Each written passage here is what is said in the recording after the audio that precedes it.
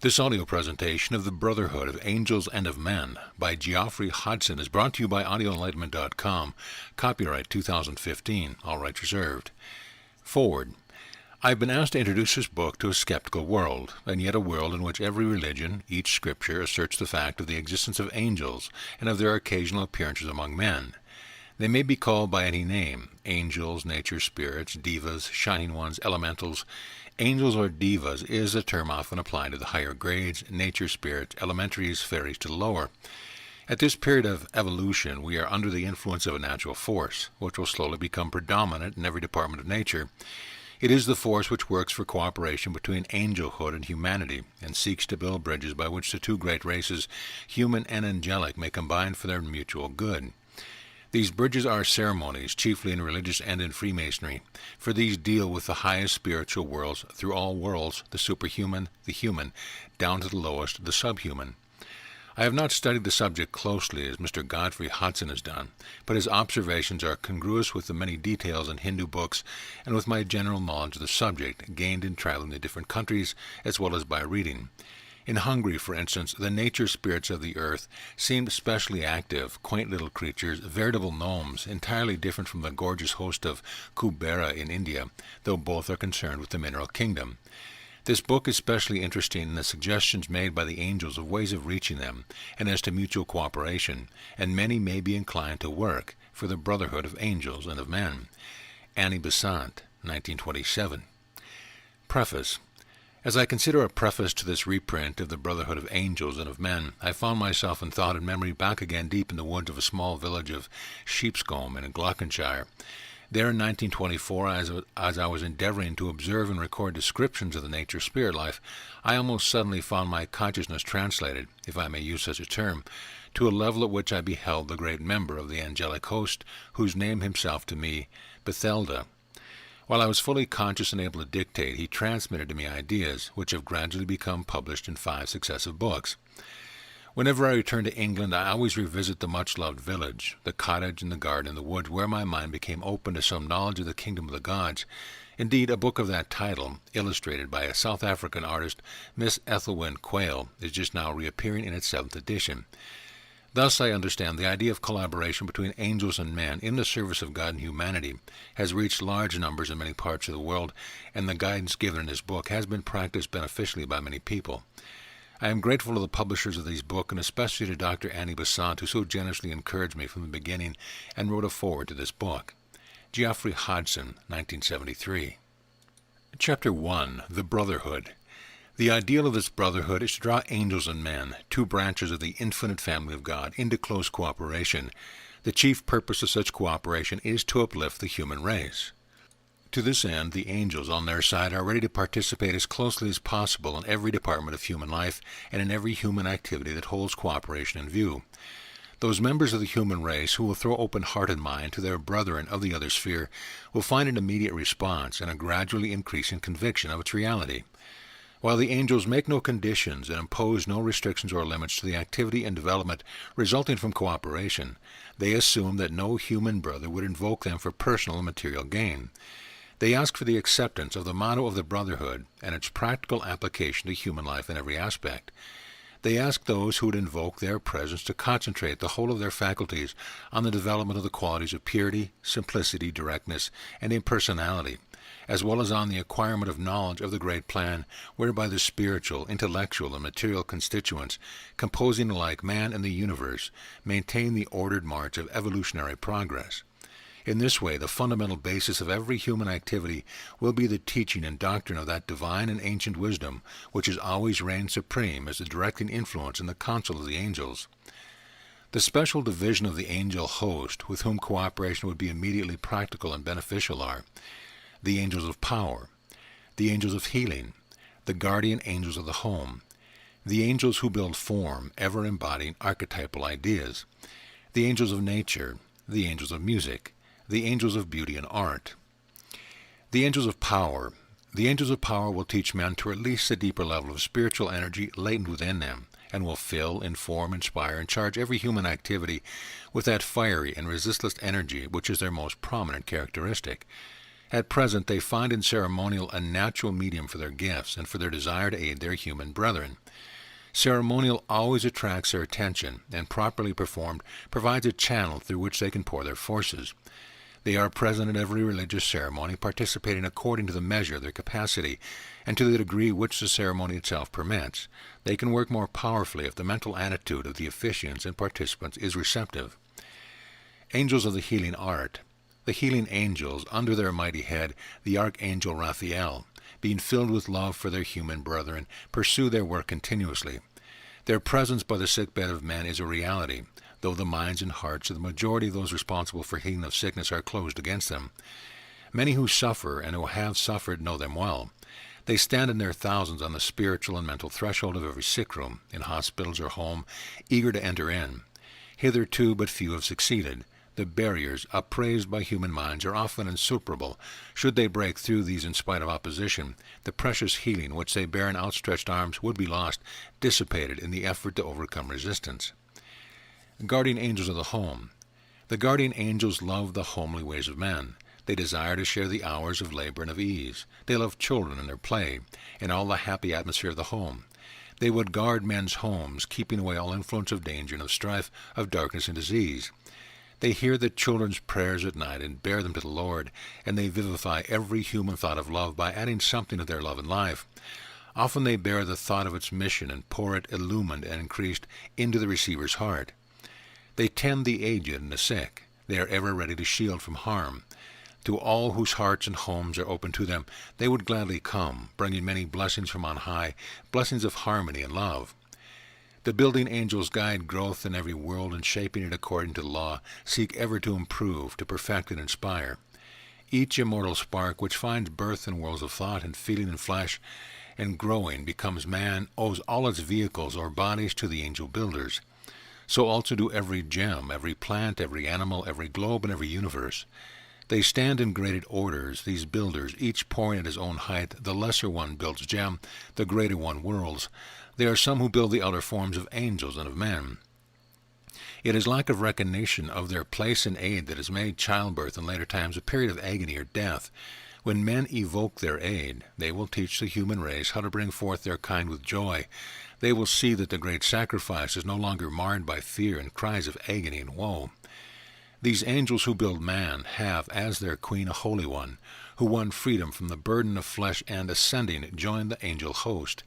She labors ever for the cause of human motherhood, and even now is bending all her mighty strength and calling her angel court to labor for the upliftment of womanhood throughout the world. Through her angel messengers, she herself is present at every human birth, unseen and unknown, it is true, but if men would but open their eyes, she would be revealed. She sends this message through the brotherhood to men. In the name of him who long ago I bore, I come to your aid. I have taken every woman into my heart, to hold there a part of her, that though I may help her in her time of need.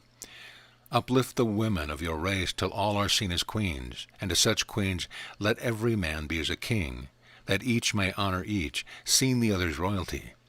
Let every home, however small, become a court, every son a knight, every child a page. Let all treat all with chivalry, honoring each their royal parentage, their kingly birth, for there is royal blood in every man. All are the children of the king. The angels of nature. The nature angels are widely distributed, each dwelling and working in his own element. They range from brownie, elf, and fairy sprite, through undine and sylph to the creatures of the fire. The angels of nature are to be found everywhere around man's haunts, in trees and flower, stone, cloud, in soul in every form. The growth of crops, of fruit and flowers, is under their control. It is they who bring, when men so live as to create them, earthquake and storm and flood. If humanity would invoke their aid, they might learn from them how all the moods and products of nature may be controlled. The climate and the weather of the world answer to law. Salamander, undine, and sylph of storm are but the agents of the law. If you would appeal to the gods of music, you must rise to those levels of the self where creative energy, creative power is stored. For the angels of music are but the embodiments of the creative word of God, the expression of his voice. When he speaks, a mighty burst of song springs from their hearts and pours its resonance throughout the graded order of their race. They sing in their myriads in answer to the word of God. Their sound is as a million harps touched by immortal hands. Their voice is like a surging of the sea. From the center of the universe, like a mighty tidal flood, their song goes forth in a wave on wave of glory. As order after order answers to the word, they send the chorus forth, outward to the confines of the universe. Creation never ceases. His voice is heard continually, the voice of Him who's seen visions of extra-universal space, of cosmic ideations, speaks, telling His vision, and calls the vision forth, creating it from within His universe. At His voice, angels of music leap from His lips to become the agents of the power of sound. All the world of creative power is filled with the harmony of His voice, and the angels are to Him as harps, as glorious stringed instruments responding to His will. As they sing, they glow with the color of their song. They live in worlds of light and sound. They are the expression of cosmic hues and cosmic song within the limits of the universe. Our Logos is a lens through which the light of myriads of universe passes into His own. He is a mighty organ pipe under the hand of the Absolute. All of the logi of all the universe answer to the cosmic keyboard on which it plays. Thus color and sound are born, those wondrous twins, and brought within the limitations of earthly time and space. Every angel and every man in his true self glows with that wondrous light, answers to the divine song, knows well the tones of the creative voice. The true self in man is lens and organ pipe in miniature. As he sings and glows in answer to the voice of God, he reproduces in his grade, but with exactitude, every tone and microtone of his voice, every shade of the spectrum of his light. The splendors of that rainbow-hued world pass downward to the lesser self, and there hover, that even the lowest self may hear. The mission of the music angels is to bear this radiance of a million prisms, this surging of a million planets, downward to the ears of man outwards in the material worlds, that even tree and plant and mole beneath the earth may hear the voice of God, and hearing it obey. Every sound you hear on earth is an echo of His voice, and every light and every color comes from the dazzling radiance of His eyes. You cannot call these angels down into the lowest self to see and hear them. You must rise towards their world. As you cross its threshold, you will see the mighty throng, ever bathed in myriad rainbow hues, ever chanting forth in anthem tones of the words of God. Through the sound of their trumpets and flutes, the beating of their wings, and through the light of the fiery splendor of their eyes and the radiant beauty of their forms, comes the music of their voice. Ever they sing thus and play from birth to death of the universe, they remain the choral orchestra of God. They are in need of human ears and human hearts, that through them they may bring out world and tune, that men may answer even more and more to the sound and rhythm of their song. To them all men and all angels are instruments, every faculty of mind and heart is a string. They watch each newborn race with eagerness, seeing in it the promise of new instruments, a wider range of tone, another organ pipe to answer to the breath of God.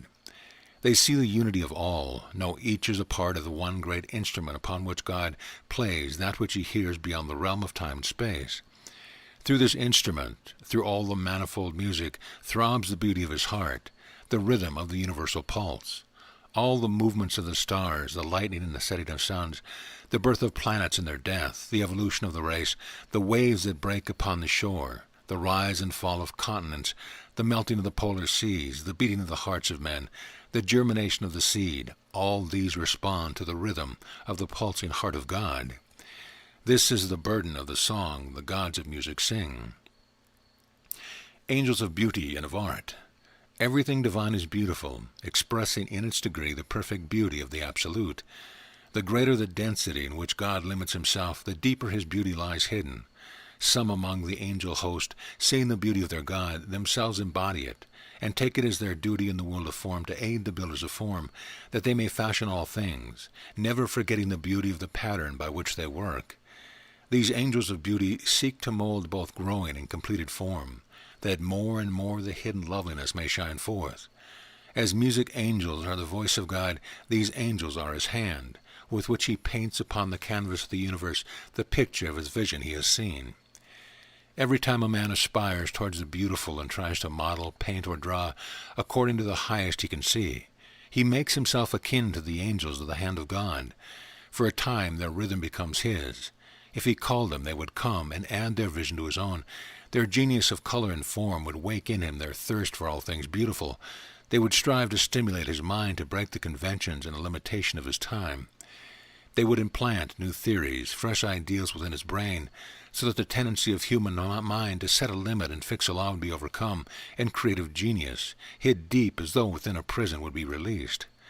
So his soul would be set free, and mounting on the wings of art might attain the vision that is ever new, might override the canons of the past, for even the beauty of God is subject to the law of change, and grows in splendor day by day. The angels of color and of form would bring to man this growing beauty, this ever-increasing wonder, this infinite loveliness of God, that every man might share with them the honor which is theirs of acting as a hand of the supreme artist. Invoke angels in your schools of art, invite them to your aid, then ugliness shall be banished and all the world will be more beautiful. Their message to men in that beauty ranks high among the offering on the altar of the gods, that beauty should be regarded as a virtue, and ugliness be branded as a sin, that every child from birth should see only what is lovely, graceful, and delicate. Beauty is not born, nor can it die, it is eternal. Only a fragment of beauty's self can become manifest. Only a gleam from the eternal sun of beauty can shine through a universe. Men seen it, and dazzled by the sight, think they see the whole, though the whole can never be seen by angel or by man. But the fragment grows, the radiance of the gleam increases, as more and more the universe embodies it. More and more the self in beauty appears as one in manifested worlds, as they are one in worlds unmanifest. True beauty is ever new, and this is a sign by which you may distinguish between the false and the true. False beauty, product of the lesser selves, changes not, is fixed, and like all things that are fixed in the universe which is ever growing, is old from the moment it is born. And there is a motion throughout the universe, so motion must be suggested by true beauty. There is no beauty in a picture of death, though death itself is not without beauty. Beauty is the soul of all natural things, and lies hid in every virtue, especially love. You need no other standard, require no other law, nor is there any other virtue so great as the love of the beautiful, for beauty is the essence of them all. Every law you frame and every statute you enact should be tested by this question: will the result be beautiful? This is the ideal by which a citizen should measure his conduct and his duty to the state. This is the standard for the nations in their councils and their leagues, for with one glance the artist ruler of a world can estimate the worth of government and kings. To him the measure of a nation's ugliness is the measure of its mismanagement of affairs. The measure of a nation's beauty, as of the true royalty of its king, is that of the progress it has made. Welcome, then, as continents, as nations, as men, the presence of the angels of the hand of God, the divas of beauty, for they will fill your worlds of feeling and of thought with such an impress of their gift that your more solid selves will be unable to resist. Aided by the angels of the hand of God, all men may become artists, for the vision splendid will come so close that even the dullest eyes must see. Poets, dreamers, painters, sculptors will arise in every family, till all the world becomes a studio, and in earth and stone and brick are recognized as clay for the modeler's hand. You shall build cities fairer than were ever seen in Greece, for you are Greece reincarnate. But you have grown since then. The angels who taught in Greece have grown since then. Together we might fill whole continents with cities fairer than those of old. You shall mold your thoughts, your feelings, and your flesh. You shall build a race godlike in its beauty and its strength. The angel host will come to aid you in your task. This is the vision of the future that we bring, a future of limitless possibilities of splendor, when once more the children of God, angels and men, come together for the fulfillment of the plan. Chapter 2, The First Message. Since the Great One has drawn so close to our world and to yours, it is of first importance that the bridge between the two should be fashioned, that the time may be hastened when it may be used freely from either side. We must devise better means of communication, and your studies might well have for their object the widening of the bridge and the instruction for your brethren in its use. They will find us coming more than halfway to meet them, for the Lord himself has decreed that we should draw together in closer bonds of unity. The first essential on your side is a belief in our existence. To that end, more information about us must be given, and presented in such a manner that it will be acceptable to the scientist as well as to the poet, the artist, and the dreamer. In your scientific studies, as they take you deeper into the superphysical realms, be ever observant of our place in the manipulation and adjustment of nature's force. Behind every phenomena you will find a member of our race. Our position in nature is closely akin to that of the engineer. He is not the force himself, he directs it, and as his constant care and oversight are essential to the efficient running of the machine, so the angels or devas are essential to the efficient running of the great machine of nature, as well as of each individual engine of which it is composed, from atom to archangel. So long as the presence of our invisible host is ignored by science, there will be gaps in their knowledge, gaps which can only be filled by a comprehension of our place in the scheme of things. That knowledge is not likely to be obtained by the use of physical instruments, and therefore the second essential is an increase in the number of human beings able to contact us. Perhaps the easiest means of approach will be found to be through the love of nature. Those who would find us must learn to contact nature far more intimately than is at present possible for the average man.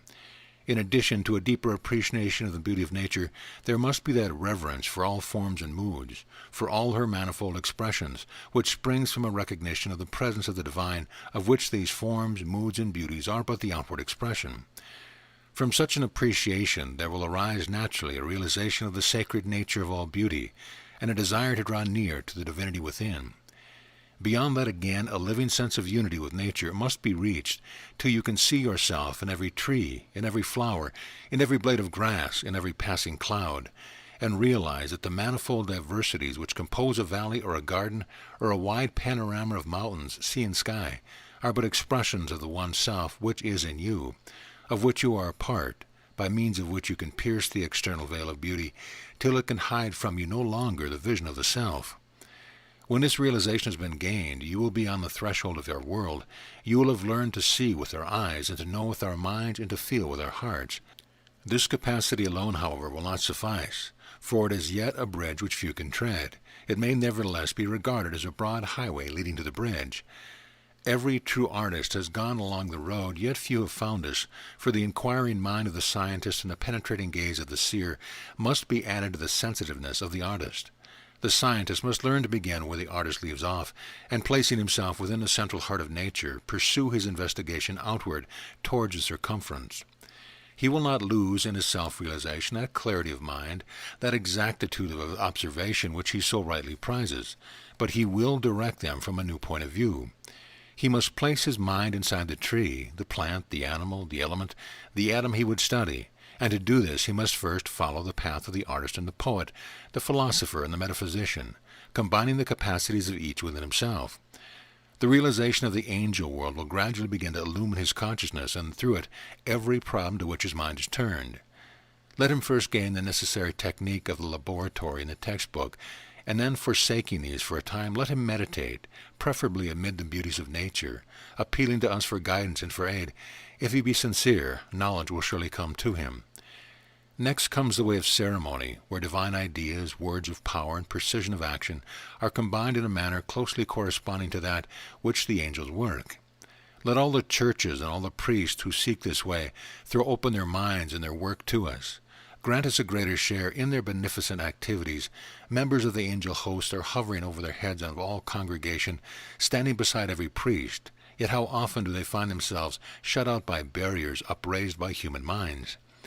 Let priest and congregation alike throw their minds open to a recognition of our presence in their midst, and evoke our aid. Sooner, very soon, some will begin to hear the beating of our wings, to feel an added power in their work, and later an increasing happiness in their lives. Like him who is come, we bring the message of happiness, we who are expressions of bliss divine, we for whom pain is not, nor sorrow, no parting, nor death, nor any injury, but only joy, light and ever-increasing power, as we learn to express more and more of that will divine from which we sprang. For us the cornucopia of life is ever full to overflowing, and from its abundance we would feed humanity. The happiness which never fades, but grows until it becomes an ecstasy of bliss, shall be theirs. Preach then, ye ministers of God, the gospels of happiness in his name and in ours. Would you but throw open the doors of your hearts and minds to us, doors which, in spite of the ancient teaching of your faith, are fast locked against us, we would fill your churches, mosque, and temple. The healer, too, might invoke us to come to his aid. The sick beds of men call us, who know no pain. Wonders of healing might be performed if we might come freely. To attain this end, you must combine healing with religion, with ceremonial, as well as with the artist's vision of reality. In every institution for the care of the young, the sick, and the aged, there should be established a magnetic center which we could use as the focus. It should be a room set apart and made beautiful, consecrated by the proper ceremonial, which would have as its object the invocation of Raphael and his healing angels, and of establishing an atmosphere in which they could work. No great gift of knowledge would be needed to do this, only sincerity and vision. The room might be shaped like an octagon, with an altar towards the east, candles and the symbols of the religion of the country placed therein, and a figure of the founder of their faith, incense, holy water, and fragrant flowers.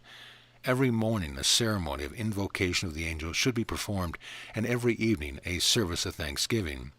In every ward or sick room a little shrine might be similarly consecrated and similarly employed. Then every doctor would become a priest, every nurse an acolyte. We should come and heal through them, helping in 100 ways. In a home life of man, a place for us might be found. In some countries the people invite our presence, but even there, from long continued usage, old customs have lost their life, remaining largely as empty forms. Adaptations suited to Western civilizations may well be devised by those who wish to cross the bridge into our world. Again, perhaps the most suitable method would be the provision of a shrine set apart and used exclusively for invocations and offering to the angels. In all times of need, sudden crisis, sickness, birth, and death, the aid of the angels would be gladly given. But the power would be greater and the presence more real if magnetized centers were provided in the home. A single object of great beauty, mentally associated with the angels and with nature, a bowl of flowers, freshly gathered every day, incense, the use of a short prayer or invocation each morning, and a benediction each evening would suffice. Complete cleanliness, an atmosphere of utter purity, and the single motive of cooperation for mutual help are essential, while added to the simple ceremony might be an appropriate reference to the founder of the religion of the house, and a prayer perhaps for his blessing upon both angels and men. These few examples will be sufficient to suggest a general method of communion and cooperation, for which variations may be devised for particular purpose. For example, in the studio of an artist, the surgery, the consulting room, the concert hall, the lecture room, everywhere, in fact, where angels may be usefully employed. Further fields of mutual cooperation await us in the realm of horticulture and agriculture. While these practices would not immediately produce a large number of people capable of entering into direct communication with the angels, even if this were desirable or necessary, they would gradually effect a change in the consciousness of the people, a change which would tend to make such communication more easily possible. This development would show itself particularly among the children, who growing up in such an atmosphere would have a faculty for developing and using powers of communication. Many other beneficial results might be expected, culminating in a general raising of the whole tone of human life and thought, which would tend to become more sensitive, refined, and responsive as a result of contact with angel consciousness. In time, this would begin to affect the actual appearance of the physical body, as well as its movement and gestures. The arts and grace of life would begin to be more generally appreciated and expressed. For those of humanity who find within themselves a natural response to these ideas and an instinctive desire to apply them, centers and communities for their practical use might be formed in the more remote country places. Every community or center, formed with spiritual purpose, would find its work greatly increased in value, range, and power by the recognition of the presence of angels and the practice of cooperation with them. This valley is well adapted for such endeavors, and it is not unlikely that in the near future centers both of the ancient wisdom and of the new religion will be formed and grow here, centers in which an increasing recognition and cooperation will be obtained from both the human and angel workers. Both magnetically and historically, this valley is particularly suitable for the work. Whatever methods are attempted, their success will be greatly enhanced by cooperation.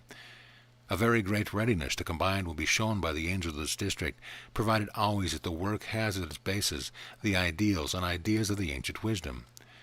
On the physical plane, the preparation and building of the form is your work.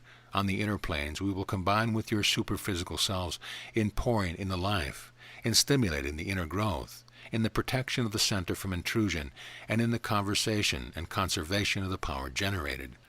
A center here might serve both a working communion and those who seek a retreat for meditation and study. The measure of its success will be greatly increased if the conception of human and angel cooperation is kept continually to the front and the suggestion to employ such cooperation is made to all who come within its sphere of influence.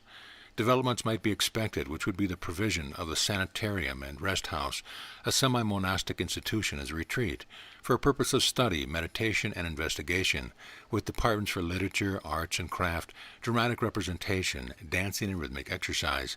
The successful initiation of such schemes might produce a result which would serve as a model for the establishment of similar centers in other parts of the world. The essential factor for success in cooperation between us is the mental realization of its possibility, and the continual recollection and employment of it in the mental world in every piece of work which is undertaken. Anyone who will earnestly practice this will almost inevitably develop the power to realize the presence and cooperation of the angels, and their never-failing response to calls for aid. It should be made clear that this conception might be preserved in its simplest form, entirely free from all sensationalism or elaborate ceremonial, nor is it suggested that any attempt should be made to obtain a close personal contact with individual angels or to employ them for motives of personal gain, interest, or curiosity. Such endeavors would almost inevitably lead to disaster and should be rigorously excluded. It must be as natural for you to work with the angels as with each other or with domestic animals. As already stated, the qualities of simplicity, purity, directness, and impersonality must characterize all who hope to take part successfully in any mutual endeavor. The excitable, emotional, or unbalanced individual may not safely be brought into contact with the great forces working behind and through the angel evolution. Men and women with extremely practical and controlled minds, possessing also capacities for idealism and positive imagination, are ideal workers. These types should be sought for the initiation of schemes where human-angel cooperation is to be employed. Though the world at large may deride our aspirations, a growing response is assured. There exists within the human heart and mind an instinctive attraction in these directions. It springs in part at least from ancient memories of these times when angels walked with men, and partly from the natural seership latent in every human soul. Chapter 3. The Second Message. The angels ask from you, not worship, for that would be inappropriate, but love, asking only to be allowed to join with you in praise and thanksgiving to Him who is the Father of us all, and in adoration of the supreme teachers of angels and of men. The power of our prayers will be enhanced by being offered up with yours. Your lives will be enriched by the answers to your common act of praise. Our sphere of usefulness to God will be enlarged by sharing yours. Your lives will be enriched, your world made glad, by the inauguration of the brotherhood of angels and of men. The aim of the brotherhood is to widen the range of human love by including the angels within its rosy glow, so that the concept of brotherhood, the keynote of the coming age, shall know no bounds, but widen to include all living things, mortal and immortal, the dwellers in the ethereal worlds of air, fire, and water, the people of the limitless dominions of space.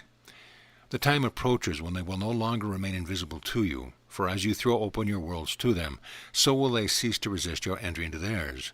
Throwing wide their doors, they will invite you to pass the portal, offering you full share of those treasures of incalculable value which they have guarded so long. It is love that will open the door. Love between yourself first, so that you can never misuse the gift they will bestow.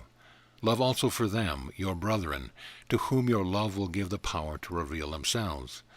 The angels send their love and greeting to you, holding out their hands in fellowship, as bidden by the Lord, who recently has come again to you and them. Surrounded by angels, as of old, he comes, and we, his servants, bear his message of brotherhood and love. Be of the same mind, one with another, for there is but one. Life, boundless and inexhaustible, which is the very essence of you all, go to the children of men, draw close to them once more, that those days might be brought back again when angels walked with men. Do this, it is the will of God. Having this command laid upon us, we come to you, and to many other listening ones, offering you our service and our love, that his will be done. What will your answer be, men of earth? We wait on that.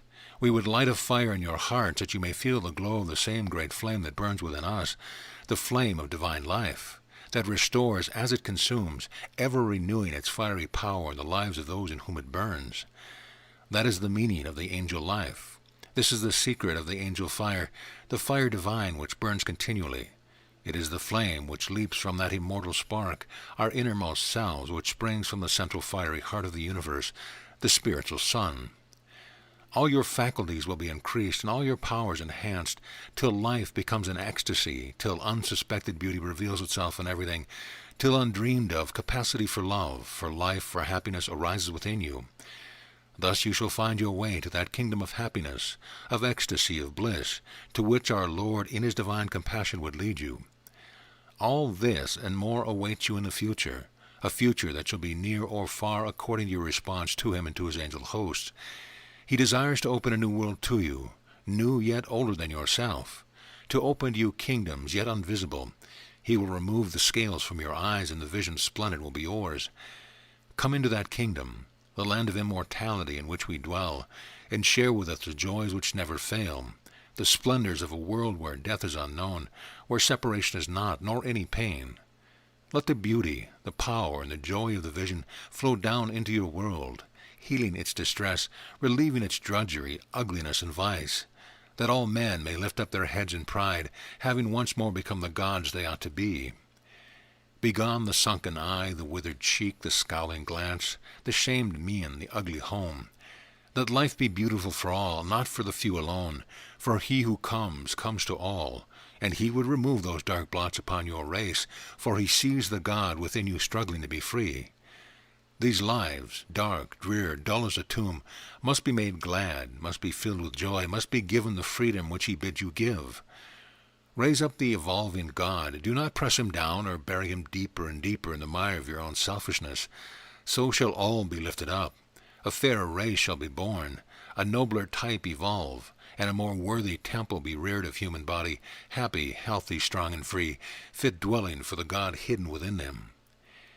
He comes to help you to this end. To help you and him we come, offering ourselves to you. We who have not felt the cramping and deadening weight of earth honor you for your great pilgrimage so far for his face, and whom you sprang. So deep into the dense material world, now that your faces are turned homeward, he bids us sing the welcoming song. He bids us meet you on the way, and joining hands with you, lead you more swiftly along the path of return, back to his abode, the dwelling place of light. Chapter 4. The Highest. There is too much satisfaction with that which is not the highest, and not enough readiness to aim higher and higher still in all things that are done. Even in the pleasant talk of friends, there should always be upheld the ideal that thought and word and deed should be the highest, because this is not so. The keen edge of heart and mind is blunted. The sense of greatness falls away. Lesser things come into and clog the soul, delaying its progress on the path. These things should not be, need not be. Even little things are great for those who continually aspire. Make something great of all things, the walk, the drive, the fireside talk, all the household ways, all your earthly obligations, your pleasures and your pains, your striving and your times of ease. Let them be great, the greatest that so far is dawned within you, the highest you can reach. Let this be the motto for you all, the highest, and let all who join our ranks pledge themselves to the motto. We too will pledge ourselves, and every time this inward pledge is uttered by a man, an angel shall repeat his pledge and bear it like a torch to add to the great reservoir of power apportioned for our work. Let each who would so pledge himself retire in solitude, the private room, some grassy height, some woodland shade, or if he needs them not, into the chamber of his heart. There with fixed purpose let him first meditate, seeking to penetrate into the depth and meaning of our great ideal. Then, having envisaged it, let him make firm resolve that he will ever strive toward it throughout this and his future lives, remembering that to the great all things are great. Thus perchance we may remove the blight that threatens your race, the blight of apathy in which you are sunk so deep that only wars, earthquakes, fires and floods, famines and sudden death can stir your somnolence. Your higher selves, your angel selves, strive continually to awaken you, to send a vision through your dreams, and here and there a sleeper stirs and stretches, all too often to return to sleep. Your dreams must be disturbed by the force of things external to yourselves. War come to rouse you, and you pray to God to save you from more wars. Pestilence and famine stride hand in hand across your heedless lives, and only as you see them threatening your repose do you awake, and for a time become your greatest selves. Yet from these you pray unto your Lord, asking him to deliver you. The deliverer from these is with you all the while. It is your innermost self. But as you will not be aroused by the self within you, you must be awakened by the self without. Know that in wars, plagues, cataclysms, you see yourself, the expression of your soul, striding torch in hand, through the dormitories in which your bodies lie, to stir you from the sleep, to drive away the dark shadows of self-satisfaction and content. These other selves of yours will come again and again until yourselves banish them for all time. They go from the nation, from these men who, answering to the highest, live according to its law, who, seeing the greatest, strive ever to express it, who neither rest nor sleep, filled with a craving which drives them onward from peak to peak of the mountains of the spiritual world. That is the way to release, brothers, and there is none other. He who tells you that war must cease by act of law does worse than lie. He covers up the truth, so that men, feeling safe, sink back again into their dreams, and war returns in due season. In our brotherhood, we must begin to hold aloft this great idea, the highest, and each must pledge himself that nothing else will satisfy his soul. You must preach this gospel, that the cause of all things, good and ill, lies within ourselves, that the good may be made better and the bad disappear only by action from within. It is the lives of men you must reform, not their laws. Lives can only change when they conform to the highest instead of trifling with the lowest. No man can plead that he does not know these things.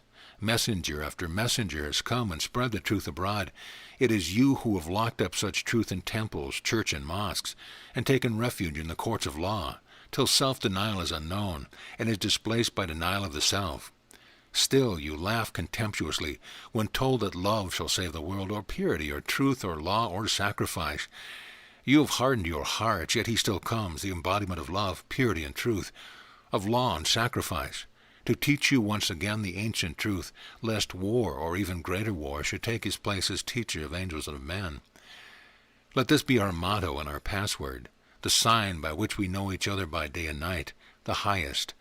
Seek an artist friend, that he may draw a picture of a member of an angel host standing upon a globe and pointing to the sky, and underneath, the highest. Call it the angel of the pointing hand. Make it into a badge and talisman. Bless it with power and love and courage to achieve, that all who wear it may be filled with divine discontent and a craving for the highest, a longing for the goal. Learn to make the form and the mental words and fill it with your desire and send it out to men. Charge it to the full with your will. Call upon an angel to ensol it with his life until you fill the mental world with glowing forms of angel kind, which shall call to the mental selves of men, shall wake them from their sleep, flood the mental world with this ideal, the ideal of the highest. Chapter 5. Patience. Can you conceive an eagerness to work, so great that even our bodies seem near to breaking under its power, yet an eagerness combined with patience that can wait 1,000 years? To that sublime patience you must attain, for within the quality of patience are enclosed a multitude of virtues, strength to control, power to restrain, vision of the plan, knowledge of the real, detachment from results and coordination of the will, the mind, the body, so that when the time comes they act as one. Patience of this kind does not extinguish the fire of eagerness to serve, rather does it glow ever more fiercely within the compression exercised by will and mind. When at last the order comes, when after the passing of an age the day arrives when the restraints are to be released, then it is that power stored up for so long flashes forth through us. We become the catapults of God. Now that day has come, stored up energies resulting from the power of the great ideal have been released into your world. Fear not the result, the end is sure. Not for nothing have your hierarchy of yours planned from time beyond your power to count, ever waiting for the arrival of the day, so I say the end is sure. Still they plan, for ages yet unborn, great schemes embodying the divine will, in detail too, down to the angels and the men they choose. What then are we but incidents, straws blown by the breath of God, except that within these straws the selfsame breath is found, so that breath answers to breath, and his will is done. Remember always that the ultimate source of power is in the idea. The power we use in manifested worlds is but the force emanating from and the reflection of the divine idea. If this be true, then no delay can reduce its potency, nor any circumstance prevent its ultimate expression. Upon this knowledge should patience be based. Chapter 6. Peace. Peace is an essential principle in nature, and not merely a quality to be acquired. It belongs to the innate essence of all things, and like love, it is a cohesive principle. Behind all movement there is rest, behind all sound there is stillness, so that behind the motion and the music of the spheres there is peace, the equipoise of God. Though all his planets and all his people move, he is motionless, and naught is there within his wide dominion that can disturb his peace, so firmly founded. You too, if you would achieve, must find the peace, the power of divine equipoise, which nothing in the outer world can shake, which no untoward circumstance can destroy. I would have you turn your thought to this great discovery, the discovery of that within yourself which is a reflection of the peace of God. It is not your own. It is not a quality which you will acquire. It is a power that you will release. It is the gyroscopic center of your soul. At first it is like an isolation of the soul, so deep is its stillness, utterly devoid of sound.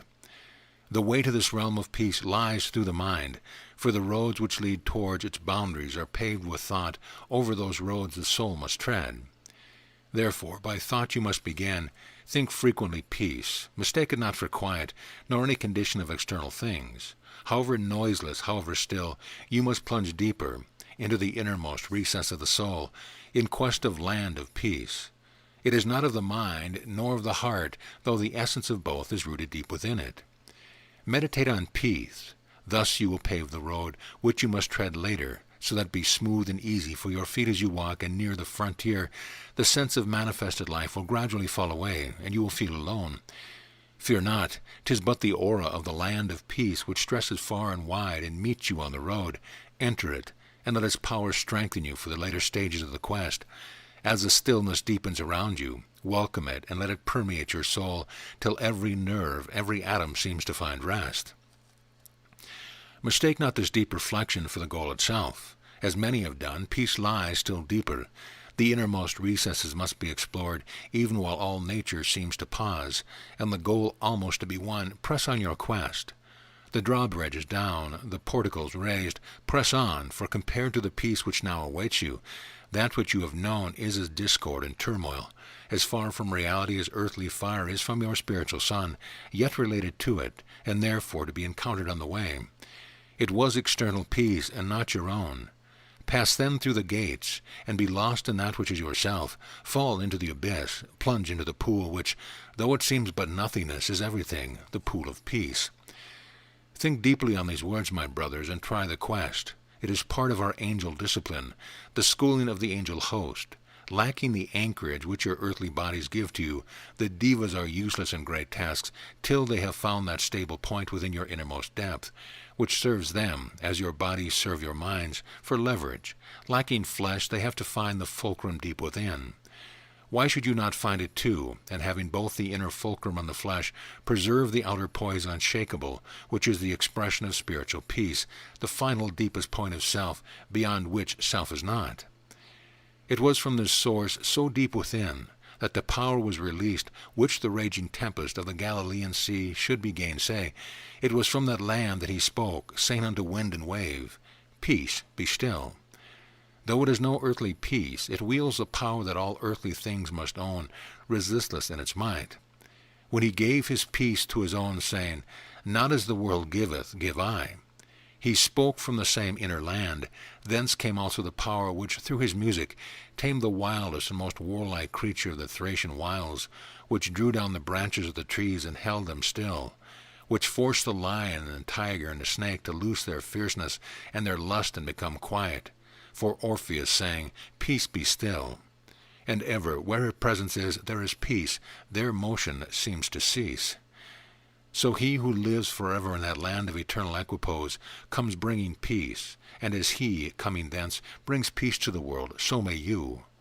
Drawing on the self-same source, the deepest point, the stable point, the point of rest within yourself, find peace, and the warfare of your lower selves will cease. You too must acquire the magic of that far-off land, which shall give to your voice the power to say, Peace be still. None living in these outer worlds can resist that power. The wildest sylph, the fierce creature of the fire, the elementals of the storm, the earthquake, the volcano, and the flood, must stay their mighty onrush, their resistless vivid play, at the command of him who can truly say, Peace be still. This peace is the essence of all beautiful things, the quiet hour, the peaceful scene, the home fireside, the clasping hands of those who love, the worship of the devotee, the adoration of the saint, the blessing of the gods, all these as their essence, peace, and without peace their beauty is gone. Therefore win peace. Your peoples have so much which would be beautiful but is not. For want of peace you ape the beautiful, yet achieve it not. For want of peace, nearly all your art is spoiled by too much striving and by want of peace. Only the greatest of your men of fire have truly achieved great art, great in a measure of peace that enshrines, yet everything that grows, the gem, the rose, the weed, the insect, the animal, the man, is beautiful. All are the achievements of an art which springs from peace like lotus flowers resting on the surface of the pool. O my brothers, if you would but give the world this one message, asking men to seek peace, not the freedom from the clash of arms, not absence of civil or industrial strife, not lessening of the claims from man to man, for these are but the husks, the chaff which flies in the air at the grinding of the karmic mills. If you would escape the karmic debt of war, you must lead the souls of men to that land of spiritual peace, in which to contemplate and find each for himself the peace divine. If you would but emulate the silent-footed divas of the air, who live their lives not in soundlessness but in song, whose every moment is a harmony, whose every thought paints a bright picture on the canvas of the sky, whose very heartbeats are whisperings of joy. When you tell men that we come, ask them this boon in our name, they will cultivate peace. Life must indeed be motion and motion sound, but let all the sounds of human life bring harmony, and let them learn to make their path melodious and sweet. Teach them to listen to the music of the trees, show them the way firs and pines and beeches live, swaying to the wind and singing all the time. They have swayed and sung since time was. Now they are incapable in any circumstance of stridency or discord in their song. So near oft times do we come, hoping that you will hear the beating of our wings, and yet we fail, and often must retire, driven away almost with horror at the sound and forms emitted by your way of living. Appeal for the abolition of every sound which might hurt the ear of a child, in a city, in a street, in a city lane, in factory, farm, or field, so that you gradually will have removed this impassable barrier of noise which you have erected between our world and yours. Teach your people to cultivate the quiet hour, to learn the joy of peace, the mood of silent happiness, for these are the obvious ways of human life. These should be the natural experience of your lives. If you have not attained to these, how can we teach the deeper path to peace, the superhuman way? How lead you past your normal selves into the land where God is seen, walking in his garden of peace? Inaugurate a great campaign. Build all those who come later to help, that this great wave of ugliness and violence shall pass. For this chance is an essential preliminary to the realization of our mutual ideals, though ordered by the Prince of Peace. Though filled with the love of the Lord of Love, we cannot come until you quiet all your lives and listen to our knock upon your door, to our footfall beside your hearth. Discord and ugliness must vanish from your world. To remove it is our task and yours, but yours first. Rewards are promised even at the beginning of your task, for you shall hear such music. You shall see such beauty as will exceed your noblest dreams when we come bearing our gifts to men. Gifts that can be given only to the worldly ready to receive them. Gifts that cannot be withheld when once the preparation has been made. For through all time these have been the gifts of the angels. Music and beauty, every quality and every movement of God within the angel finds expression through these.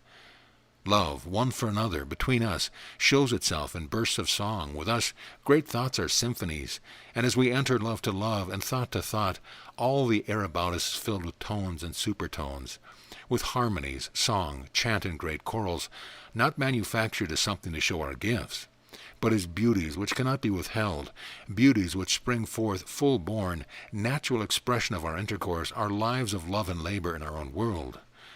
You, too, make pictures every time you think. You, too, make music every time you feel, and light and color and form as well. And these things might shine resplendent and beautiful in your world. The beauty of their music might fill your ears. These things are all about you, modified, it is true, but you know them not. You do not live for beauty. Your lives are not spent ever listening for a song. Furthermore, you spoil your songs, your forms, your light by greed and selfishness and vice. These errors would quickly vanish if you but heard and saw the monstrous sounds and sights that spring from them. Seeing all we do you wonder that the angels weep, beholding gods fallen so low? Chapter 7. Education. This is the way of the teacher, first to uplift the soul, second to expand the mind, thirdly to vivify the understanding, and fourthly to coordinate the body, mind, and soul. To teach you, I must first call you up into the land of joy, that you may stand in the presence of knowledge. Knowledge is truth arranged in sequence. Knowledge is truth mirrored in the human soul. Knowledge is a life aspect of learning. The twain should never be confused. Knowledge is a synthesis of all that learning gives. Knowledge is unity as it finds expression in the realm of idea. Knowledge differs from wisdom. Wisdom ever grows. Knowledge is stationary. Wisdom is the self of knowledge. Knowledge is wisdom expressed as ideas. Wisdom is innate within the human soul. The human soul must acquire knowledge. When knowledge is gained, it is no longer required. Knowledge is only useful as a key to unlock the hidden wisdom. Knowledge belongs to the unreal, wisdom to the real. Knowledge dies, wisdom is eternal. Knowledge is the odor, wisdom is the flower. Knowledge is the light, wisdom is the sun. Knowledge is the picture, wisdom is the vision. The soul of man is the artist. To the teacher, the pupil is the artist who will translate wisdom to knowledge after he has found wisdom through knowledge. The teacher must teach wisdom, not knowledge. The mission of the teacher is to elevate the pupil, to place him in the presence of knowledge, that he may reach out his hand to such knowledge as he may desire, the teacher watching all the while, guiding the selection, influencing the expression of that which is acquired. When the pupil is familiar with knowledge, the teacher shows him how to use it as a key with which to unlock the hidden wisdom. As the door swings wide and wisdom is revealed, the teacher withdraws, thereafter watches from afar. Wisdom cannot be revealed until the soul is lifted up. Therefore, let all teachers to be learn first to lift up the souls of men. Teaching should begin by prayer, so that the pupil may learn to free his soul from earthly things. Being free, he must mount on wings of prayer, that his soul may be lifted up. Having lifted him up to the heights where knowledge dwells, the teacher should support the pupil, holding him by the hand until he learns the equipoise of that unaccustomed land. Then and only then may the teacher begin to teach. There is but one way to teach, that is by sharing, for that is the way God teaches, and every teacher should be to his pupil as a God. The art of teaching is the art of God. That is his purpose in his universe, to educate. All teachers should aspire to be godlike, for being gods in miniature, all their work becomes divine. The teachers of a nation should be its noblest sons, its greatest men. They should learn to elevate their souls, should find these hidden pathways through the mind which lead from brain to wisdom, from wisdom back to brain. They should use these daily, till all the ways of flesh, of feeling, thought, ideas, and wisdom are as familiar land. The teacher must survey these lands, each in its turn, until he has distilled the essence of them all learn to stand and to be free in each world. Then and only then can he truly educate. Then only can he guide his pupil's feet along the path which he has trodden, then leave the pupil free to use the pathway for himself. For the teacher, wisdom is the highest, for the pupil, will. The teacher should not begin to teach until he has touched the highest, lest he should err in the lowest. But having learned the secret whereby wisdom is revealed, and having kept the pathway free, seated in wisdom, he can order all his actions in the lower world according to wisdom's decree. Then will he be worthy to teach, for wisdom cannot err. With wisdom he will examine his pupil's body, especially his brain, the organ with which he is concerned. He will order all the pupil's earthly life, that brain and body may be developed to express wisdom, for nothing less should be his aim. The body must be supple, loose and free, the brain elastic, sensitive, responsive to what is high, unresponsive to what is low. Carefully, day by day, nay, even hour by hour, the teacher should watch the growth of the body and of the brain. The earthly life should be suffused continually with joy. He should not permit even the shadow of pain, for pain is the teacher of maturity. Pain is the teacher of the pupil's later years, not of his youth. The qualities of joy and freedom must be developed to the utmost in the child. This is essential to ultimate success.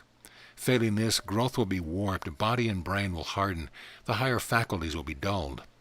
All the food and clothing of the child must be light, yet containing also the elements of strength. Purity should surround him by his birth, all that is gross should be rigorously kept away. Thus only may the body grow to be light and strong, pure, joyous, and free. Having these, the basic factors of his growth, all else will follow naturally. Virtue will develop, vice will gain no hold. On these, the teacher's basic principles, the curriculum, should be based. If the child should err, let the teacher blame himself. He is not taught aright, he has failed to share. Failing to share means that he is not loved. Without love, no man should begin to teach. As God watches the growth of his universe, sharing with his life, his wisdom, and his joy, so must the teacher, meditating continually, sharing his vision and his wisdom with the pupil. As he sees his many pupils grow in earthly strength and grace, in mental gifts and heavenly wisdom, he should pay close attention to the diversity of gift and character which each one develops as he grows. For only by close study and wise discrimination can he select each one and place him in his natural group, so that classes may be formed. For only those be so grouped whose gifts and character demand a similarity of method. One of the most difficult and important tasks of the teacher is the grouping of the pupil in their class. He should not group so much by age or subject to be taught as by innate character. When thus the proper groups are formed, they may be mingled or even interchanged, but in all that affects the close relationship between the teacher and the taught, a proper grouping should be maintained. So also in the world of thought and feeling, it is with the highest wisdom that the underlying base of the teacher's art should be applied. When the teacher imparts knowledge, he should at the same time show the pupil how he may acquire that knowledge for himself. Thus it is that, when I lift you to the land of joy, and make you free for all its wide domain, I show you also how to open wide your eyes, that for yourself you may see.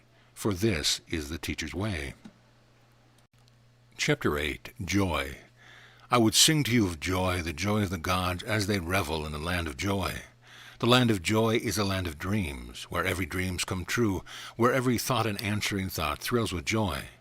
The land of joy is a land of the gods. There lives the God in man. For men are gods, and the godly part dwells in the land of the gods. The land of joy is beyond the mind, through the gates of eternal peace. Angels share that land with men, and these are the gods who sing. Thrills of gladness fill the air, by joy we live and breathe. Everything there is full of joy, like the bursting buds of spring.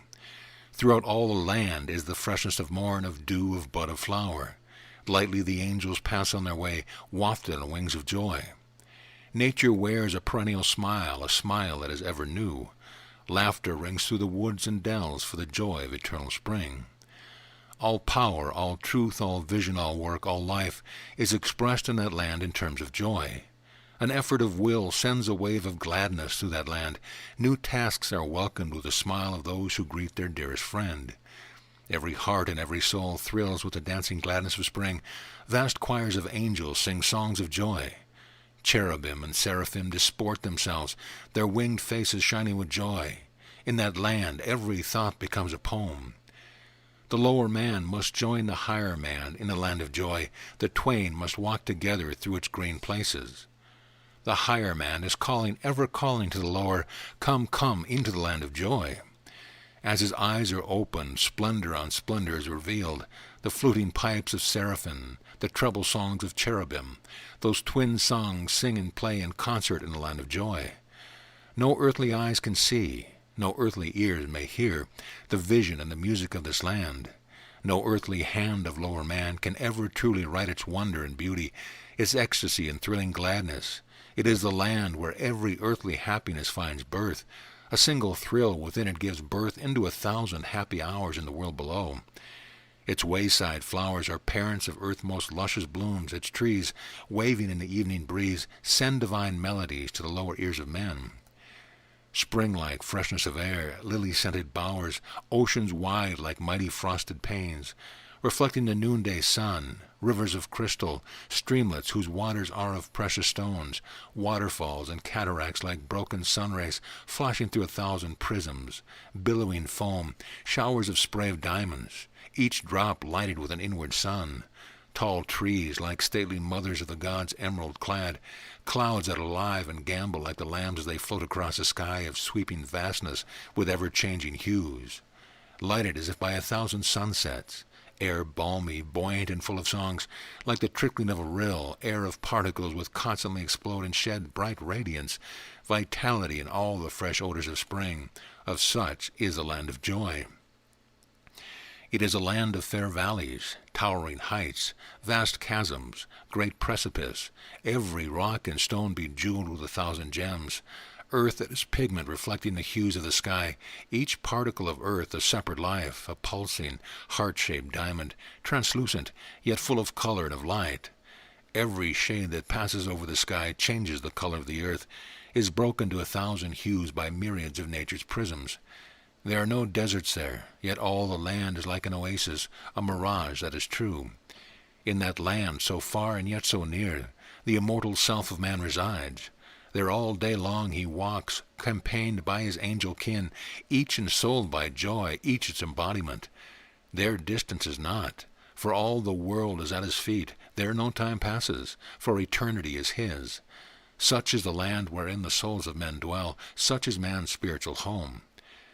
Though I speak of land, of river, sea, and sky, of trees that wave majestically, of precipice and glade, of mountain top and field, it is but the essence of these things, and not their form, which compose the varied landscapes of the land of joy.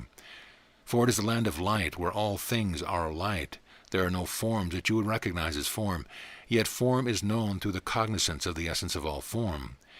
Beauty gives ecstasy, the answering thrill of joy, yet it is not beauty's form, but beauty's self we see.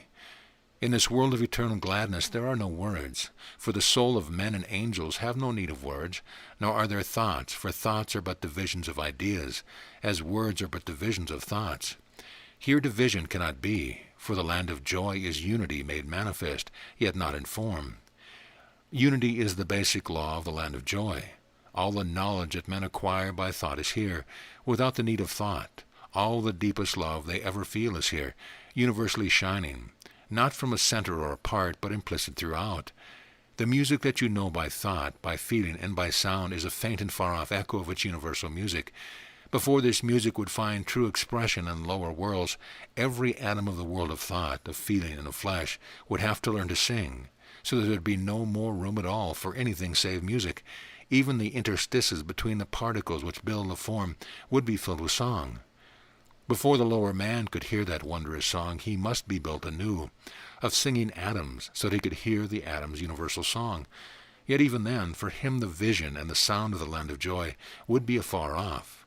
For in that land, thought, love, beauty, and music are one and indivisible, interchangeable, each instinct with the other. Inseparable is this fourfold life force, yet one. Every human ideation in the lower worlds is here a living thing, completely comprehended in a flash in all its possibility, from birth to ultimate expression and full maturity, and beyond that to the fading of the power, even to its death. Birth, maturity, death, here the three are known as one. In this land where joy reigns dwell the ideations of the universe. They are the essence, distilled drop by drop from the consciousness of God. Here the immortal self of man sheds upon the lower man the odors of those precious essences, the scents of those perfumes. As the lower man in the world of thought breathes their delicious scent, a system of philosophy is born, a symphony formed, a mighty flood of genius released. The creative fire which drives the artist on is fed from the petals of the flowers from which these perfumes are distilled. For earthly flowers are but the solid embodiment of universal ideation. In the land of joy there is but one perfume, the essence of every odor of the world below, containing all. Angels descending to the lower worlds where heavenly joy will one day reign, bear in their hands censers, exhaling perfumes from above, and as they fly they swing them, pervading the world of thought and feeling with their power. As the thinking and feeling selves of men breathe in the scented power, great deeds of heroism and love are born in the worlds of flesh. The mother clasps the babe more closely to her breast, ready to give her life for it if need be. The slave of housework, toiling with rebellious heart, seen before her a lifetime drudgery, takes heart anew, sees husband tired, sees children sick, yet drudges on. Round her the angels gather and flutter with their perfume. Rebellion passes, peace comes. In the morning she wakes with courage all renewed to continue the hourly heroism of her daily life. Of that heroism the angels sing, and the song is heard in the land of joy, and the immortal self smiles, knowing that the time shall quickly come when the lower and the highest shall be one, knowing that his earthly pilgrimage shall yield most precious fruit, that his earthly son shall come home, laden with gifts, gifts that will add new splendor, new gladness, and new power to the ecstasy, by which he finds expression in the land of joy. To every man and woman in every walk of life in the lower world, the angels come, bearing their perfume, the aroma of eternal ecstasy. They would waken in the hearts of every man a craving for that scent, would give to men the knowledge that they have a heavenly home, would show them in the mirror of the mind the reflection of their heavenly self, the vision of their own immortality. This is the mission also of every teacher among men, every preacher, healer, sage, artist, scientist, statesman, and king. All have as their mission, if they but rightly understand it, to reveal to man his own inherent splendor, to lead him through the sorrow of his earthly life back to his spiritual home, the land of joy. Chapter 9. Vision. All labor should be performed in the light of vision, and none undertaken until vision has been achieved. However well plans may be laid, they will fail unless they are based upon vision. Vision is relative and a question of degree. It is not fixed, but changes as the minute passes, and must therefore be renewed constantly. Vision is the contact of the small self with the great self. It is the knowledge of divine ideas. Before the birth of stars, before the growth of worlds, came vision. Before all things manifest and unmanifest is vision. Vision comes before the first act of God. It is the life of the unmanifest, and the world in which it dwells. Vision reveals the plan, is the essence of the real, that from which it sprang, and that which by it grew, that by which its ultimate expression is achieved. Vision regulates the march of the spheres, guides the universe, rules the cosmos. Behind all the multitude of stars and worlds, throughout the infinities of space is vision. If you delve into the innermost heart of God, you will find him seated in the midst of vision. Vision, which is the heart of the real, from his vision proceeds the real, and from the real, the unreal. Vision passes the manifestation through the unmanifest. And if you would escape the confine of the universe, seeking the cosmos, searching for the absolute, what you will find is vision, so vast, so all-embracing, so infinite that to you it will appear as darkness, darkness from which you will shrink. A darkness and a silence so profound as to exclude all possibility of light and sound, a stillness so absolute as to exclude the possibility of motion. Such is the vision of the absolute. Your wings may not carry you across its wide space. You cannot fall into its dark depth. Your eyes cannot penetrate its utter blackness. Wings, eyes, and voice serve you no longer. You must turn backward, craving for sound and light and motion. Yet that which to you is positive negation is the vision from which all universe spring. Descend then once more to your own world, finding there a reflection of the darkness you can comprehend. For even as you gaze into its depth, vision will come, and you will know all that has been, is, and is to be, the vision of the now, that which is beyond eternity. No man possesses it, no ruler, even of systems or of worlds, can claim it for their own, since they themselves are but the shadows appearing within its dark depth. Yet it is not evanescent, nor aerial, nor ethereal, nor does it ever change. It is. The highest point within you is but a reflection of that vision. Every cell and every world is ordered by it. You and I and all that live are ordered by that vision in our enfolding and unfolding. It is not God, for God himself, whether he be man, angel, world, or ruler of worlds, or even ruler of rulers of worlds, must conform to it.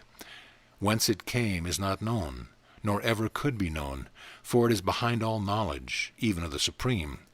It is at once apex and base, and sides of the pyramid of all things manifest and unmanifest. When men, angels, worlds, and rulers of worlds pass from manifestation to the unmanifest again, vision remains, nor is it changed in its varying degrees. So, my brother, in all things let us seek the vision. Whenever our eyes rest upon a form, let us seek its vision. And when we hear a sound, or see a light, or grasp an idea, or even for a brief space touch reality, let us remember that behind all these there is vision, and remembering, bend our powers with tireless search to find it, since when it is found, the key of knowledge is revealed. It is not here, nor there, nor anywhere, but everywhere. When you gaze on beauty, you gaze upon the self, and when you gaze upon the self, you see yourself. And behind the greater and the lesser selves is vision.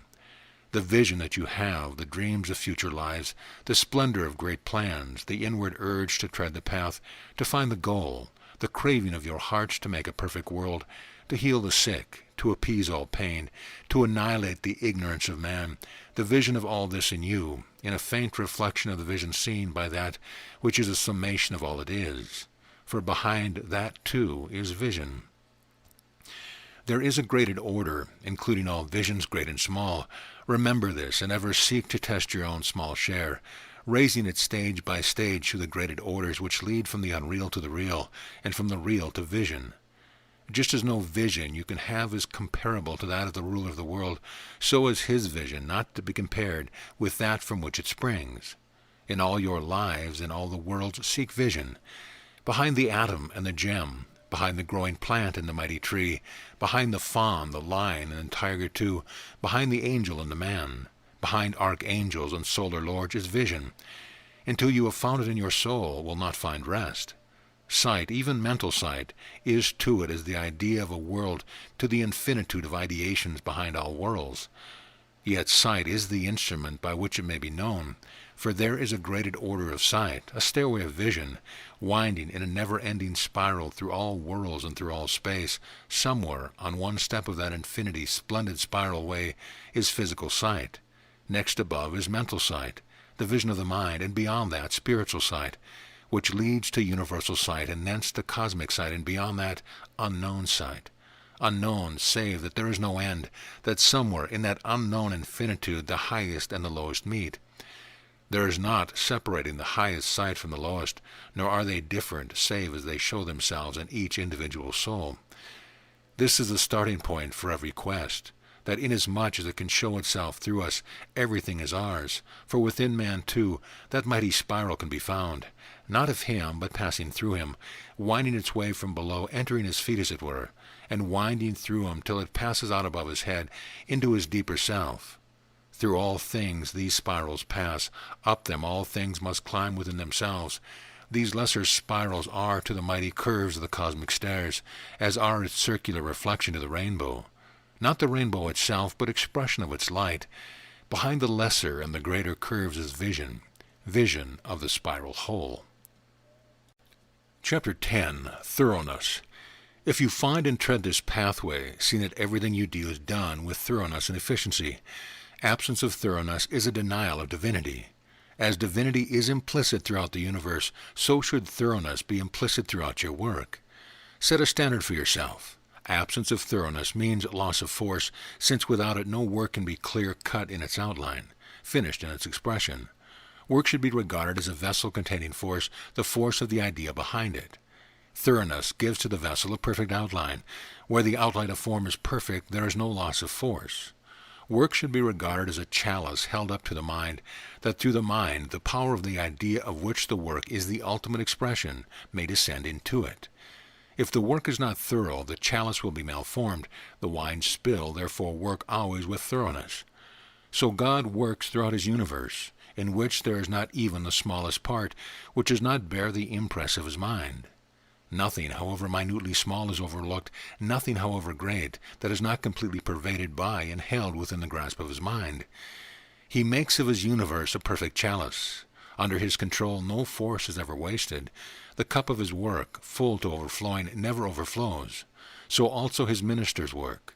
The dual hierarchies of archangels and perfected saints, his holy ones, his right hand and his left. The only ideal for which man may worthily strive is that of joining the rank of ministers of God, whether of human or of angel kind. That ideal can only be achieved by successful imitation of their methods. The keynote of their work is thoroughness. Let it be the keynote of yours. Without it the highest cannot be achieved. If your work concerns the details of life, work with infinitely careful attention to detail. If you deal in broader outlines, in wider stripes, plan with an equal thoroughness. Thus will your work embody the power of the idea upon which it is based. Thus you will achieve success. It is essential that the idea should be true, that is, an expression of the divine idea. Then it will be a source of power, and will give a power, a dynamic energy to the work, which is ultimate expression, raising it to heights worthy of a worker who aspires to serve as the hand of God. The idea represents the head, the worker the hand of God. On this conception base all your work. Thus you will achieve greatness. Thus you will live according to the highest. Thus truth will be yours. Thus you will enter the land of joy, ever to live therein, for joy and work are synonyms in the land of joy. There is no joy without work. All work is joy. Therefore, my brothers, when you work, remember joy. Try to make of your world a reproduction of the land of joy.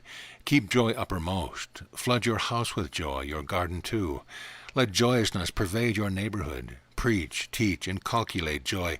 Set it upon high. Hold it up before the eyes of men. Become yourselves its embodiment.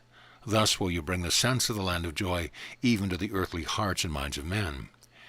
Cease to divide your world and work into compartments. Train yourself to see in everything an expression of the one. Practice the discovery of synonyms, playing at matching them.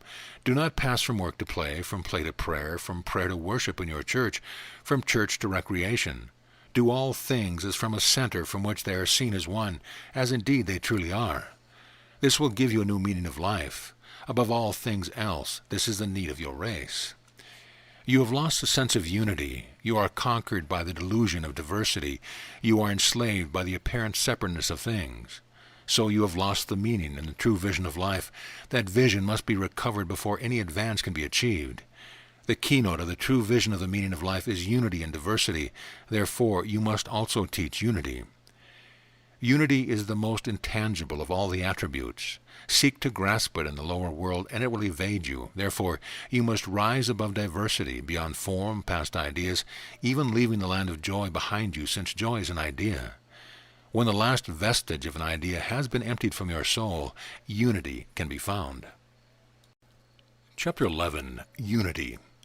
As there is a land of joy, so also there is a world where diversity is not, where there is unity alone. It is higher than the land of joy, for joy is a land of universal ideas, and unity is behind ideas. You cannot speak with any truth about this land, for words are diversities. Therefore, may that land be named by one word alone. It is a land of unity. Not only is there no need for other words, there are no other words, for the one word unity expresses the whole. To analyze it is to lose it. To synthesize it is to lose it. Unity cannot be analyzed or synthesized. It is one. What use, then, in the lower worlds? This, that you should obtain the flavor of it. The flavor of unity can be tasted by the mind, can even be expressed in action as mutual endeavor. Wherever there is mutual endeavor in the lower world, there men have caught the flavor of unity. In the higher worlds above the mind, naught else exists. For they are closer to the world of unity. Unity is their very life. Of it, perhaps, one sentence may be truly said. It is the embodiment of the will of God. Of that resistless will no man living in the lower worlds may know. That it brought all things forth, that it holds all things in existence, that it is the driving power behind all life, these may be known, but they are its attributes and not the will itself. By will a man must rise through thought, through the land of ideas, even though unity the very self. Then he may know the will of God. This is a road which every man may take immediately, a road which one day every man will take irrevocably. If he would shorten his sojourn in the world of form, if his soul is satiated of form and separateness, then let him return. Let him set forth upon the road by which he came, the ancient road, the well-worn road, the road which so many of his races and ours have trodden. This rose is at his feet. Let him set them therein. It passes through his heart. He must pay toll with his heart's blood. It leads through his mind. He must be ready to lay aside his mind. Then he will find the bridge so difficult to cross, for the way is very narrow here, but every step he takes widens it. Upon the approaches to the bridge, the human race is standing today. The next stage in the evolution of the human mind will lead to the crossing of the bridge. It leads from the concrete to the abstract, from thought to idea, from separateness to union, from form to formlessness, from the impermanent to the permanent, from the mortal to the immortal, from the illusory to the actual, from the temporal to the eternal, from that which dies to that which is undying, from the natural man to the spiritual man, from the not-self to the self. It is the bridge which all saints have crossed. It is the dividing line between spirit and mind. It is not a place, it is a state. It is not external, it is within. After the bridge has been crossed, places disappear. Only states of consciousness remain. He who would cross must leave himself behind. First, because no separated self can enter the state of union with the One. Second, because the self must remain in lower worlds as messenger and ambassadors between the two lands on either side of the bridge. Having paid toll with the blood of the heart, having made ready to lay his mind aside, let the brave pilgrim step boldly onto the bridge. Immediately he will find himself on the further side. The bridge will not bear him standing. Only as he moves across it may he make use of its support.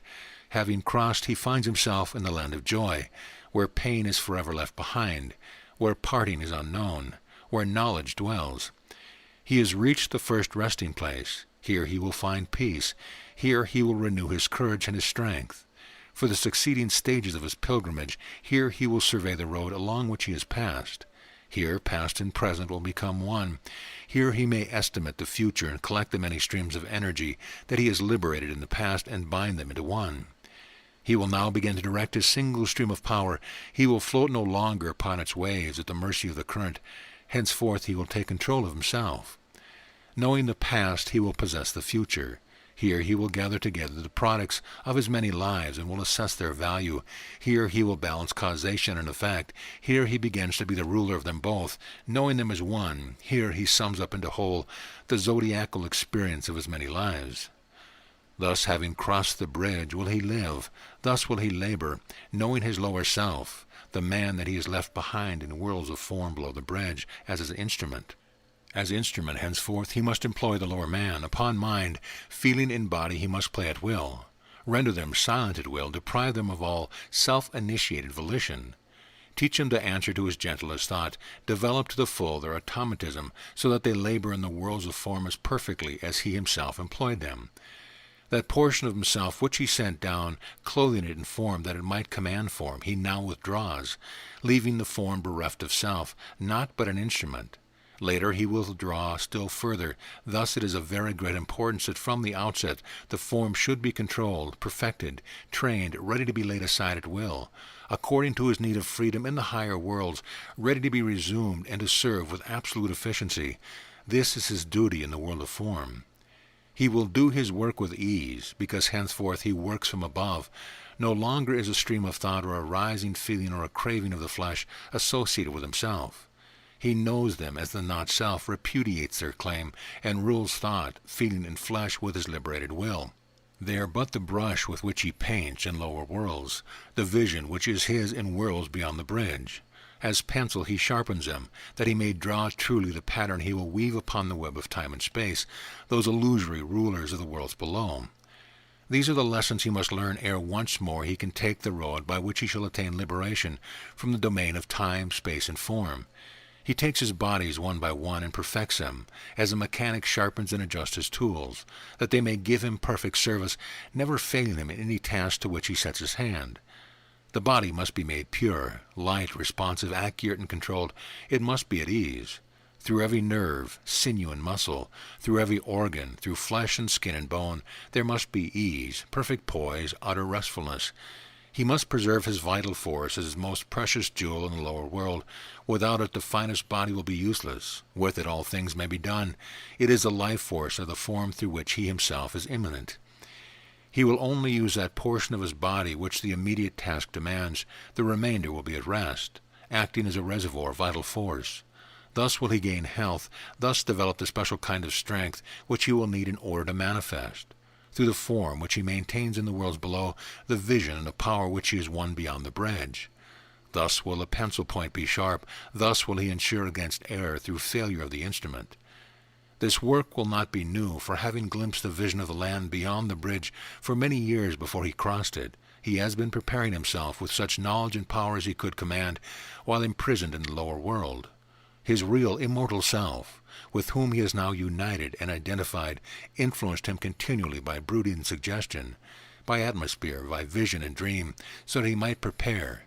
His feelings and thoughts he cultivates and refines, making them responsive only to the higher, eliminating all that which could respond to the lower. Having thus erected and perfected the downward-pointing pyramid, he proceeds to the decoration and perfection of the higher, so that he may be ready for the next stage of the journey. Thus and thus alone, many lower man and lower worlds become regenerate. This is the meaning of the new birth. Man must die to his lower self in order that he may find new birth in the higher. As in earthly death, he finds rebirth in the worlds of feeling and of thought, so in this withdrawal of himself from the sovereignty of form, he may be said to die.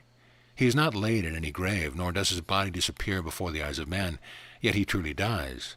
This is the meaning of the crucifixion, the death essential to birth. Every man must tread the road the Savior trod. There is a cyclic order in this birth and death. The crucifixion at the end of one cycle leads to birth at the commencement of the next.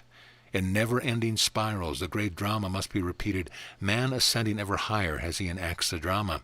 It may well be called a crucifixion, for death upon the cross of material worlds must be repeated day by day, hour by hour, minute by minute, by him who would tread the path. Let no man think that he can hide behind a text or take one step upon these spiral stairs by trusting in the sorrows of another, however great. It is this delusion which has delayed the progress of the Western world, that by the suffering of another, his sins, however he indulge, may be forgotten, that by bathing in another's blood he may find the feet of God. Such teachings may bring comfort to the mass, for behind them there is a truth, however much distorted. But he who would truly save the mass must leave the mass behind, relying on the strength of his inherent divinity alone. He must find and tread the path.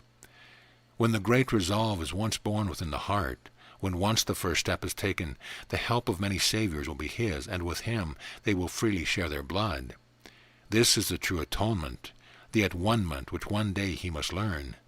They, the liberated men, the great ones of the earth, the perfected saints, the holy ones of God, the guides and masters of the great host of angels, the hidden rulers of the world, the never-sleeping watchers, they whose hands are never tired, yet are ever full of labor for the world, whose eyes are filled with pity, power, and love, and infinite compassion, they stand, order upon order, living in realms beyond the land of peace and joy, resting in perfect unity with him from whom they sprang. They and their angel host welcome the pilgrim. They send him strength and cheer and comfort in his trials. They lend him angels to guide him on the path. They smile upon his every fall, knowing that their own achievements grew largely from their falls. They hide his eyes from the radiance of his own successes, lest pride should rob him of humility. If from their splendid heights it were possible they could feel a touch of fear, the fear would be for him who, assaying the path, has not yet died to pride. Aided by the light from these great forerunners have cast off ignorance and the superstition of the masses. Strong in the strength of his divinity, the pilgrim climbs the hill, learning continually to die, voluntarily crucifying himself in worlds of form, that he may be born in formless worlds. He mortifies his flesh, but not in a hermit's cave nor monkish cell, nor by the scourge of shirt of hair, not by penance that destroy the fair beauty of the flesh. He mortifies himself by mind and will. His asceticism is of self-restraint in everything. His penance is the sacrifice of everything which would hinder his progress on the path. Yet he knows no torture, and seldom in his early days anguish of soul. Thus he dies continually, and suffers all the pangs of death. He is not miserable, he is filled with joy, for he knows that every pang he feels, that every nail or spear that pierces him, liberates more power. As from his wounds his blood flows down upon the world below, more blood flows in. Thus he learns to know the mystery of the wounded hands and feet of the side. He knows that only when his hands are pierced with nails can he reach out and save the world. That only when his body is bowed beneath the cross can he bear its weight and tread its road. Only when he wears the crown of thorns can the kingly power emanate from him. He knows that only when his side is pierced, only when the soldier's spear, symbolical of strife and separateness and pain, has opened his heart, can he pay toll that he must pass along the road, that having given of his life's blood, he draws ever nearer to the land of joy, where strife and separateness and pain can touch him no more. And in the very act of giving he hears the echo of the angel's voice singing in that land. Through his darkness and his pain there comes a gleam of light, as from a candle burning in the window of his spiritual home. So ever as he dies is crucified in the world of form, men marvel at his fortitude, that even while he suffers he smiles, that even in the darkness of his agony his eyes are bright. Men cannot know that he hears the music and sees the vision of the higher world, and that by his music and joy his woe is overcome. Though the path is called the path of woe, it also may be called the path of joy. This should be added, that the joy is greater than the woe, the peace greater than the strife, the growing power greater than the weariness of pain, the light greater than the darkness. The moon in it which sets, but already upon his face, are the first gleams of the rising sun. Thus have I tried to tell the story of a mortal man, who voluntarily submitted to the imprisonment of form, the deadening weight of flesh, that he might learn to master form and flesh. Having endured imprisonment of flesh for many lives, through many centuries he now seeks to harvest all his gains. To do this he must disentangle his immortal part from the mortality which it wore. He must change the habit of 1,000 lives and free himself from form. The Savior named him prodigal.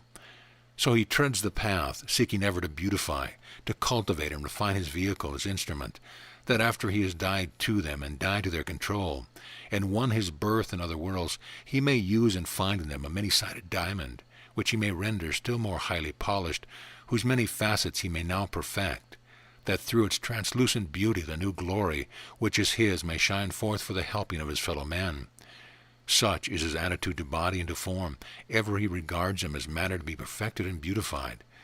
This is the picture of his inner and his outer growth. Within he treads the path, finds the bridge that leads him from the mind, crosses it, and is identified with that of which he is fragment, and knows himself as an incarnated part, a separated gleam of light, from worlds of light, illuminating a portion of the world below. That part has now become the whole. That beam has been withdrawn into the parent light. The outer labor of the pilgrim on the path consists of polishing the matter which he has worn since, as a separated part he came forth, of imparting to it a perfect translucency. This is the meaning of spiritual death and spiritual birth. It is not a death as man would reckon death, for the form requires, apparently it lives and breathes. Symbolically he truly dies, for he withdraws himself from form. Between the death which men call death and the death symbolical, there is this difference, that in the death of the mortal flesh, the flesh disintegrates, while in the death symbolical it is still preserved. This death refers more to the power of the form and its control of life. To that he truly dies. Immortal death, there is a moment when men can say he lives, a moment when men say he dies, a moment when men say he is dead. But in the death of him who is reborn, death is continuous. This is a mystery which only he who treads the path can solve. If you would understand it, seek the road. Chapter 12. The Path. What reason may be given to him who asks, "Why should I tread the path of woe?" There is but one reason, but it is all sufficient for love's sake. For it is love which brings about the first murmurings of discontent within the heart of man. The value of his pilgrimage, the estimation of its worth, these may be calculated in terms of power to love. There comes a time in the long series of his many lives when love demands an answer and assumes control, when man surrenders to the power of love. Love floods his being, fills his heart, finds an entrance into every nook and cranny of his soul. In him, love's self becomes incarnate, therefore he can no longer deny love. Thus filled with love, he looks upon the world with its eyes, sees the whole of manifested life in no other terms. Being himself filled with love, he sees in all things an expression of love. Love is his cosmos, love is his self. Thus illumined, thus suffused, he sees the sorrows and suffering of the world. He hears the cry of every soul in pain. The tears of sorrow fall upon his heart and burn like drops of liquid flame. The birds, the beasts, the fish of the sea find entrance to his heart. He feels their anguish as they die, slaughtered, butchered by those who know not love. Seeing all this, feeling it deep within his soul, he rises up to save, and finds that he is powerless, that he cannot stay the hand of cruelty. He cannot heal the gaping wound. He has neither the knowledge nor the power to take away the agonies of animals and men which tear his heart. The consciousness of his impotence, so great is the anguish of his soul, that the resolve that he will achieve both knowledge and power is born. Thus it is that he finds and sets his feet upon the path. If he ever should falter, love drives him on. If in his weakness he turns back, love bars the way. If he would stray down the pleasant byways of self-delusion and self-indulgence, love turns him back. If with dead arguments and lifeless theories philosophers bid him stay, if they would close his ears to cries of pain, love sounds her mighty trumpet, driving away harsh theories and philosophies, burns with him so fiercely that it can rest no more. If ever, while he walks, he deludes himself with dreams, love awakens his soul, shatters his dreams, demands action. Should he stumble, love sustains him. At every milestone, love smiles on him, taking stronger hold upon his heart. Early upon the path, he finds that in a near approach of love are knowledge and power. He stretches forth his hand to help and sees the wound heal. Filled with a new joy, the joy of love expressed, he journeys on. Should one ask of him the reason of his pain, the reason is revealed by love. Thus knowledge grows, the knowledge of the cause of human woe. Then it is he hears love speak. Knowledge and power must be wedded within you ere you can heal the sorrows of the world. Thus love puts into his hands the standard he must bear, and writes the name of God upon it. Men see him as he passes on his way. They see the standard in his hand, but striving to read the name, they see only power, knowledge, love. They cannot read the name of God. They only see the armor, the sword and the shield, which God lends to his Son who journeys home. Thus armed and equipped, he crosses the bridge, hears the angels' welcoming song, finds a source of knowledge, power, and love, drinks his fill of these, and being filled, knows himself divine. Godlike in his knowledge, power, and love, he turns to heal and save the world which he has left behind. There is no pain which does not answer to the magic of his touch, no thirst that cannot be assuaged by his power, no evil that his knowledge cannot dissipate, no form of life, however high or low, in which he cannot see himself. He heals by identification. He drives away pain because he is pain's self, because pain is but the darker side of joy. Being joy, he is also pain. By leaving the world of man, he becomes their Redeemer. This is his prize, this the goal, for this he started out upon the path. In the act of redeeming, he knows the greatest of all joys, the joy of love completely expressed. You who read, have you not felt within your hearts the sorrow of the world? Have its cries of woe hurt your heart, or do you still sleep? You may sleep for a while, but the time will come when love will take you by the hand and set your feet upon the path. It is because of this that I have come, speaking in the name of your angel self, seeking to show you the road, to tell you of its splendor, of the glories yet to be revealed. Your own soul will awaken you to the knowledge of your own divinity. You will arise and make of your earthly self a temple, which shall be a worthy dwelling place for your other self, the self which is divine. The shrine of that temple must be within your heart. Within that shrine, the Christ in you must come to dwell. For this reason, see to it that the temple of your body, the vehicle of your life, be beautiful, that through its beauty the splendor of the God within may be revealed. Chapter 13. Methods of Invocation. The ceremonies consist of a morning invocation to the angels and an evening service of thanksgiving. For this purpose the following suggestions are made. A shrine, in or out of doors, should be set apart, and where possible, used exclusively for this purpose. It should be consecrated by an appropriate ceremonial, which would have as its object the invocation of the power of the angels, and the establishment of a center and atmosphere in which conduct and cooperation would be possible. The initial ceremony could be performed by a priest of the religion of the country who is sympathetic to the ideals expressed, or by an occultist possessing the necessary knowledge and power. In the east should be an altar upon which worshippers should place a. Fragrant flowers gathered freshly each day, b. Religious symbols, c. A picture or statue of the founder of the religion, d. Holy water, e. Incense, and f. Candles. The minimum, which other things are unobtainable, would be flowers and a single object of beauty. Essential conditions are complete cleanliness, an atmosphere of utter purity, and a single desire for mutual cooperation of angels and men for the helping of the world. Joy, simplicity, and beauty should characterize all the ceremony's preparation and arrangement. All participants in the ceremony should be clothed in simple robes of color corresponding to that group of all angels whose aid is being invoked. All undergarments should be white. One of the participants should officiate and act as a link between the two corresponding groups of angel and men. The groups of angels, the guardian angels of the home. The colors to be worn, rose and soft green. Healing angels, color to be worn, deep sapphire blue. Angels of maternity and birth, color to be worn, sky blue. Ceremonial angels, color to be worn, white. Angels of music, color to be worn, white. Nature angels, color to be worn, apple green. Angels of beauty and art, color to be worn, yellow, the wisdom color. Prayers may be offered for particular purposes. Where more than one group of angels is invoked, the officiant for each should be robed in the appropriate color and perform the appropriate ceremony. Procedure: once begin, the services should be maintained regularly and are best performed immediately after the morning and evening ablutions. The presence of children who should wear white is desirable.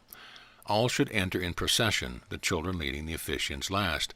The children should sit in a half circle facing the altar, in front of the elders, leaving a passage in the center for the officiant.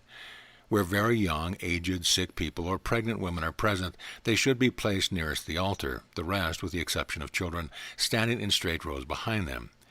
Each officiant, one for each group of angels, will advance to the altar in turn, repeat the appropriate invocation, during which he will lift the bowls of flowers above his head, following them with his eyes. When taking a special part in the ceremony, the officiant should use all his power of thought and will to summon the angels. The measure of effectiveness in all ceremony is proportionate to the amount of knowledge, will, and thought power employed by the officiant. All present will join with him to the utmost of their capacity, following intently the meaning of the prayer. No undue physical strain should be produced by the effort made, but ceremony should not be allowed to degenerate into mere repetition of formulas. At the same time, an intense feeling of joy in, and a sense of anticipation of, the companionship of the angels must be steadily maintained. At the evening service thanksgiving, after the prayer, let the officiant hold up a bowl of flowers, offering their beauty and their sweetness to the angels, and pouring them deep love and gratitude from his heart towards the angel host. Let all present similarly pour out their love through the officiant and the flowers, then sit in silence, giving thanks and making their private prayers, then go direct to bed. When it is not possible for the young, the sick, the aged, or the pregnant to be present, the group or a part of the group should go straight to their room from the shrine, bearing a second bowl of flowers which has been standing on the altar during the ceremony. Then, facing the patient, the particular ceremony required should be repeated, invoking angel guardians for the young and aged, building angels for the pregnant, healing angels for the sick. Where only one room is thus visited, the bowl of flowers should be left on a small shrine in the room where a number of visits are called for. The flowers should be distributed among the room, placed in vases on the respective shrine. Where an appropriate object of beauty cannot be procured for these shrines, flowers will suffice. At risk of repetition, it should be made clear that this conception must be preserved in its simplest possible form, entirely free from all sensationalism or elaborate ceremonial, nor should any attempt be made to obtain close personal contact with individual angels, or to employ them for motives of personal gain, interest, or curiosity. Such endeavors would almost invariably lead to disaster, and must be rigorously avoided. It should be as natural to work with angels as with human beings, or as with a domestic animal, and qualities of simplicity, purity, directness, and impersonality must characterize all who would successfully take part in such endeavors. A knowledge and appreciation of the teaching of the ancient wisdom should make depression and similar moods impossible. Complete confidence in the divine power and divine justice characterize the angel host, and if men would work with them, they too must attain these qualities. The ability to judge the importance of a temporary circumstance by seeing its relation to the whole, to the completed scheme, must be developed, so that it becomes impossible to unduly elated, cast down, or overcome by any particular event or succession of events. The power to work on with other faith, with complete certainty, in spite of the apparent failure of any particular endeavor, must be sought, for thus the angels work. Christians would do well to remember and repeat frequently the collect for the day of St. Michael and all angels. Let me picture to you what may still come, give you a vision of what lies ahead.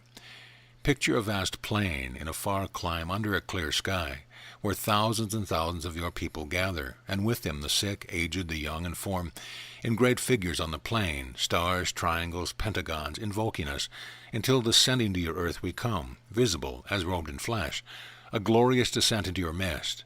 Not we alone, but with us, members of your race, coming from the ranks of those to whom earth can teach no more.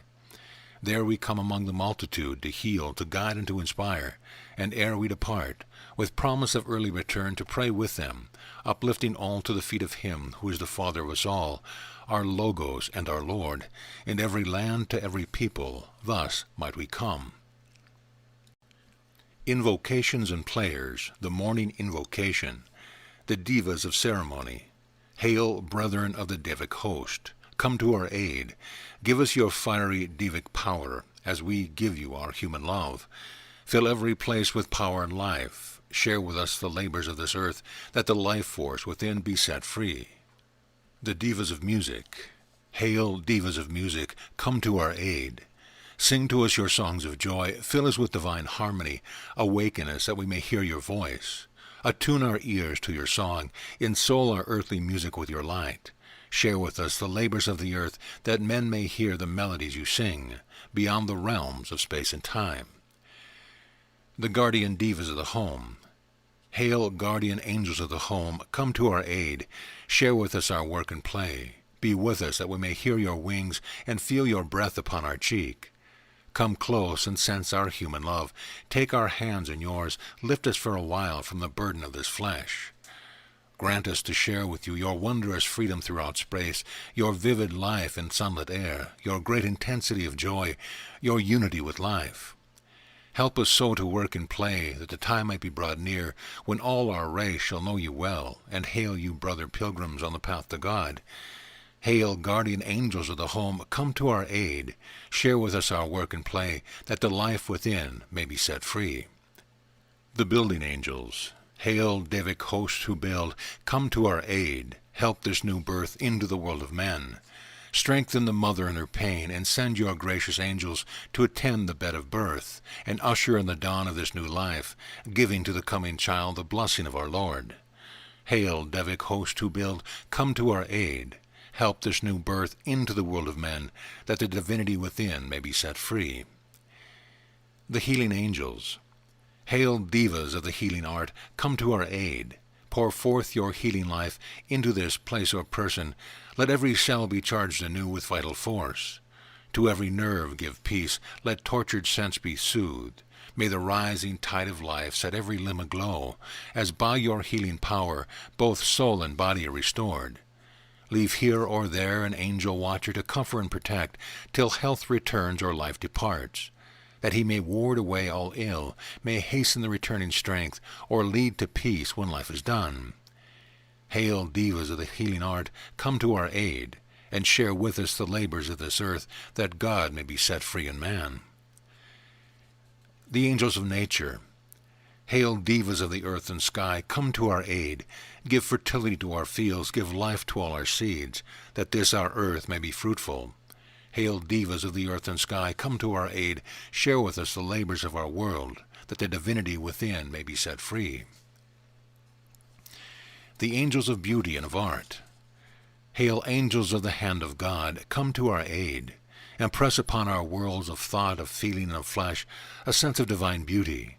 Help us to see the vision of the self, to recognize in all created things the beauty of the self, that through the beauty we may find, hid deep behind external veils of color, line, and form, the very self.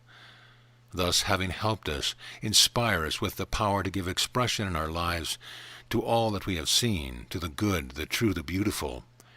Grant that we may see and know you, the angels of his hand, that seen we may learn to share your task of shedding beauty on the world. Hail, angels of the hand of God, come to our aid. Share with us the labors of this earth, that the beauty within may be revealed. The evening hymns of prayer and thanksgiving. 1. May blessings from above flow forth and beautify the human love, which we in gratitude pour forth to you, our angel helpers of this day. Accept our love and grateful prayers, and help us so to live and work, that ever, day by day, your host shall find us growing akin to you. We crave this night your guardianship for all. Be with the young, the aged, and the sick. Surround their beds with wings of light and peace. Cherish them, we pray, until the dawn. And as the sun once more returns, to give us life and warmth and light, let us again prelude our work with salutation and with praise to him who is the Father of us all, that hand in hand and side by side his human and his angel sons may labor in his name, to bring about the glorious day when in our world and theirs his will alone shall reign. Amen. 2.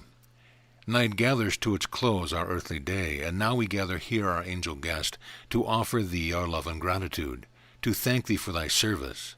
May those who labor every night and day pour down upon thee blessing manifold, send thee their superhuman love and grace. May their compassion fill thee in their life, till overflowing streams of love shall fall from thee to us, flow back from us to thee, binding our hearts in bonds of brotherhood, uniting us by links of love divine. We pray thee, ever answer our call, for we would ever open our hearts to thee. Come closer, blessed messenger of God, we would hear him in the beating of thy wings. In silence, in serenity of heart and mind, we greet thee at the closing of this day. May he enfold thee in his everlasting arms, till his radiance and his joy shine through thee. Be with the children, blessed one, this night. Be with the aged and the sick. By each bed a guardian angel stand, that all may sleep in peace, walking bedtimes, to feel the guardian presence with them still. Amen. End of chapter, end of book.